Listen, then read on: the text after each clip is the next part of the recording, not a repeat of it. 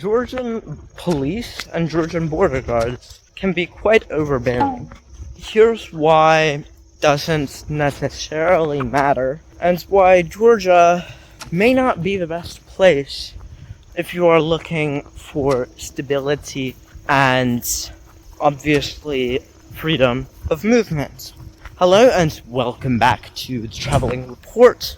Today I wanted to go over why Georgia, a country of roughly 3 million people, is invariably a very tough place to get around in, and why, even though on paper there is freedoms to do things, people don't tend to listen, especially the police.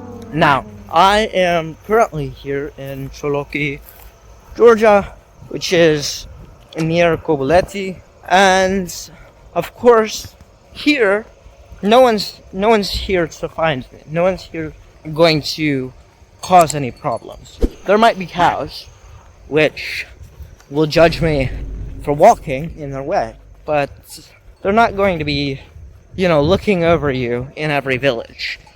But there's a sense of thinking in Georgia that every house has eyes. And there's a saying, I can't remember it exactly, but the USSR really imprinted a paranoia and a strong ideation of not being able to say exactly what you mean. And so this carries through to today, and of course, due to years of USSR conditioning, you sort of get a different thought about speaking your mind, and additionally, no one trusts authority here. And when I crossed the border, I was stopped and questioned because I simply took a picture. And of course, I'll throw the picture up because realistically they only half made me delete it. But it was a simple picture, nothing that would show Georgia in a negative light, as I've lived here, and realistically, if I wanted to show Georgia in a negative light, I wouldn't do it at the border stations. I'd go to, a poorer village and show that they don't have running water in many villages much of the year. And of course, this isn't Georgia's fault. Georgians' fault. This is the fault of the central government, and Georgians are just dealing with the fallout. And so, it's with this that, essentially, instead of me going through all of these issues, I just went through the border. And then after the fact, I just restored the picture. And there's not much they can do about it, because there's no technical illegality of taking a photo. There is signs, and it does depend on the municipality, right, whether or not you can record or not. But in Adjara, there's no laws, and I looked it up, as I don't want to break any laws, but of course, I'm going to keep it real in my overviews of countries, even if I love this country. I absolutely adore Georgia and how Georgia works, what Georgia's culture is. I do think the people can be a bit overbearing at times, but that's neither here nor there. And truly, when I am, walking around, I feel rejuvenated in Georgia.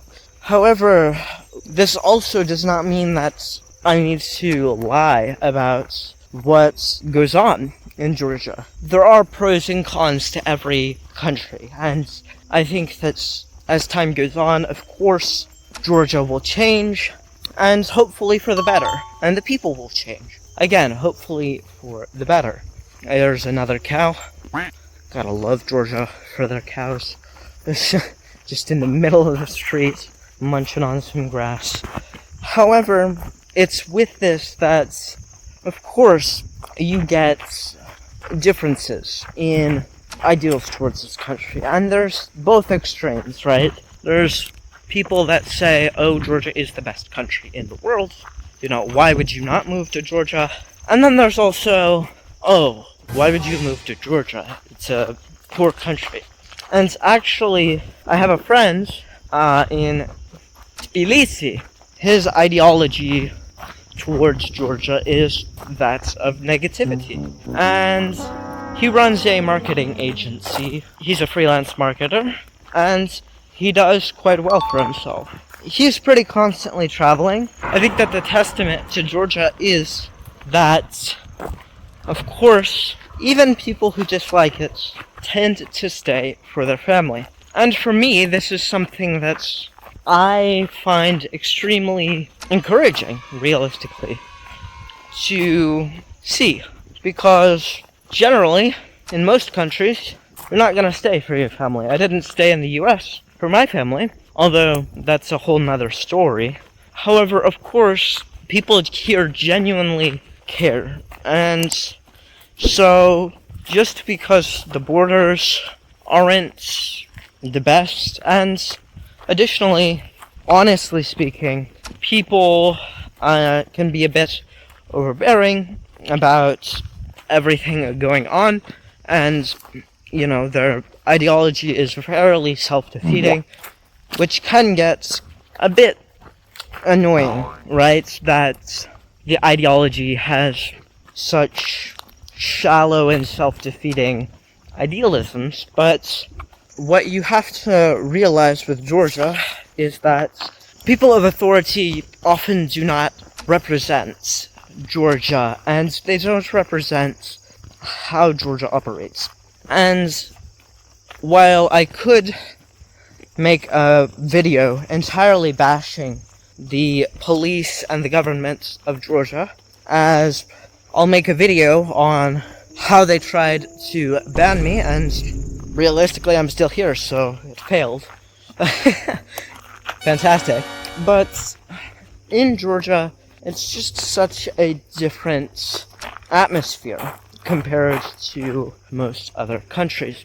And so you get a lot of different feelings towards this country all at once. And so, of course, if you're looking to get consulting on where you should move and how these things work, feel free to drop down to the description down below, book a call on Calendly, one-on-one, 15 minutes for absolutely free. And, of course, if you're looking for a way to join me on this journey, feel free to subscribe. If you like this video, leave a like. If you really like this video, feel free to share it. This has been The Traveling Report, signing off.